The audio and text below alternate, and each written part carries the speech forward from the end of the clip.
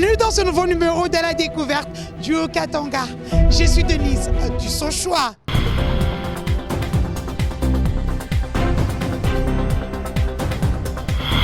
Je vous amène dans cette belle province de la République démocratique du Congo, dirigée par le gouverneur Jacques Kabula Katoué. Je vous amène dans une aventure dans le domaine de l'agriculture.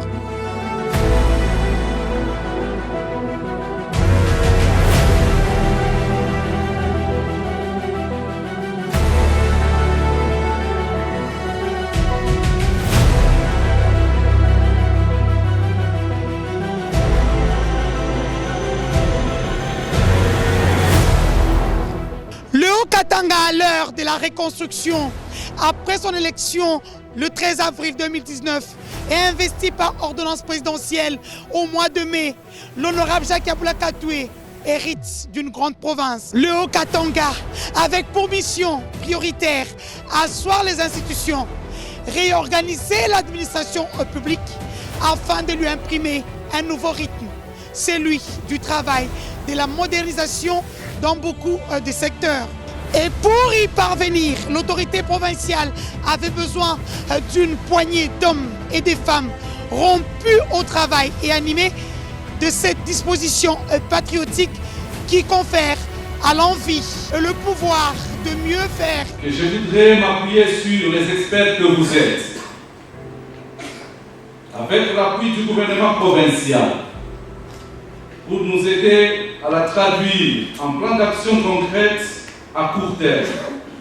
Il n'est pas facile de recourir régulièrement aux pays voisins pour trouver des solutions à nos problèmes. C'est ainsi que le jeune et dynamique gouverneur fait appel à la crème politique et scientifique du Haut-Katanga, les opérateurs économiques et autres acteurs sociaux ayant pignon sur roue pour mettre un plan quinquennal réaliste et ambitieux qui ramasse en bloc toutes les attentes et les desiderata du peuple, quitte à lui et son équipe gouvernementale de hiérarchiser les interventions selon les besoins sur terrain.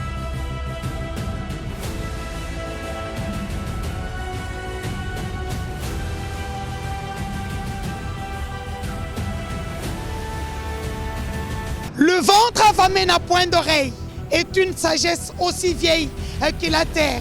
Elle a inspiré l'autorité provinciale qui, dans ses cogitations, ne comprenait pas comment une province aussi riche en minerais, mais possédant également une terre fertile, devrait être contrainte à importer la farine de maïs des pays limitrophes, voire lointains, sans jamais avoir tenté une expérience, celle de subventionner les fermiers en leur expliquant ce qu'il attend d'eux dans les combats contre la famine.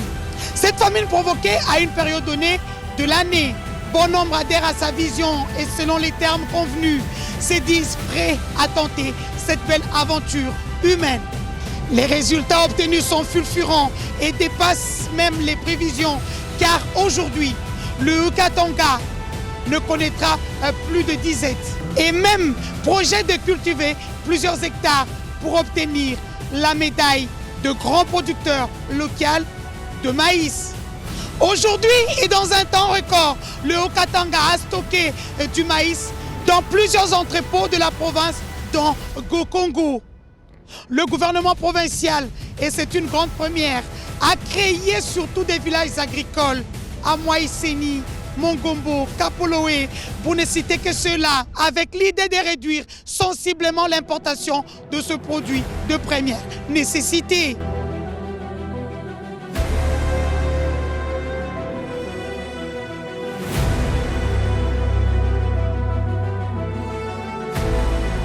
La dernière fois que j'ai été reçu par le président de la République, Félix Antoine Tshisekedi, je lui ai expliqué de ce que nous sommes en train de faire sur le plan agricole et il m'a encouragé, monsieur le gouverneur, il faut atteindre même 50 000 hectares. Donc vous êtes à 15 000, mais faites tout pour que nous atteignons même 50 000.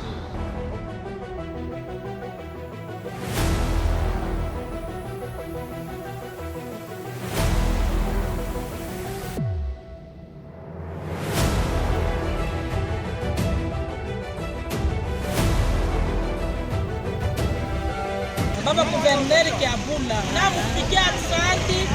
Hapa leo tunapata bunga kwa 18,000. Et pour faire parvenir allègrement ce Bungabwa Katanga au fin fond de la province, la priorité a été donnée à la réhabilitation des routes, des dessertes agricoles, y compris les grandes artères dont bon nombre ont déjà été terminées, d'autres en voie de finissage. Jui des sports depuis 1960 baruwekaka des sports akuikalake balabala. Mais leo anakuya hako kunakuya bala watu na tompikia merci sana kwa kile kitu alifanya njuu yetu. Papa Kiabula, Mungu akubariki baba yetu. Surtout la situation sécuritaire la nuit est bonne. Même notre quartier est calme à cause de cette route. Nous recevons les jeeps des FARDC, nous recevons des jeeps de la police chaque jour. Ces travaux au long des avenues ont appelé à la réhabilitation ou à l'implantation des lampadaires à énergie renouvelable pour besoin d'éclairage public, mais aussi de lutte contre l'insécurité occasionnée par l'insécurité opaque de certaines des villes et cités de la province.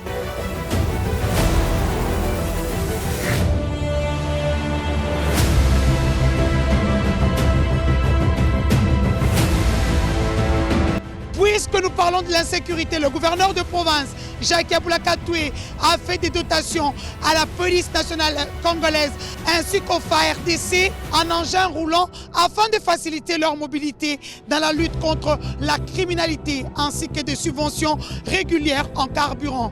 Toutefois, l'exécutif provincial du Haut-Katanga a fait un appel au pouvoir central dans sa démarche délicate pour débarrasser les services de sécurité de toutes les brebis galeuses qui ternissent l'image de nos forces de l'ordre et de la sécurité et mettre fin aux incursions de plus en plus fréquentes des milices telles les Bakatakatanga. Moi, Jacques Aboula Katoué, dans une semaine, je mettrai 15 jeeps piqués à la disposition de la police.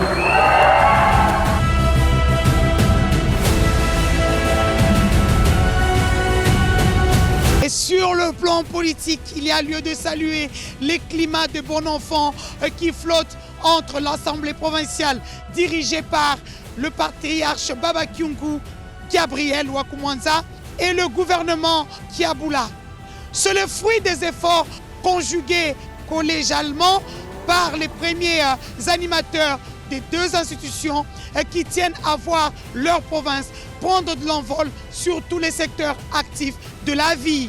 En tout cas, je ne suis pas à la tête de l'Assemblée provinciale pour combattre le gouverneur. Bien au contraire, je suis là pour nous compléter et nous bagarrer pour que notre population puisse être heureuse de nous voir collaborer sans des petites histoires de crocs en jambes inutiles.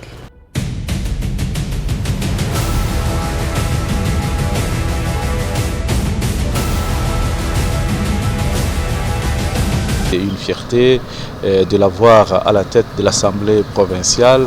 L'objectif pour nous, c'est d'améliorer les conditions de vie de nos concitoyens, tel que cela nous a été recommandé par le président de la République, son Excellence Félix Antoine Tshisekedi, lors de notre dernière conférence de gouverneurs.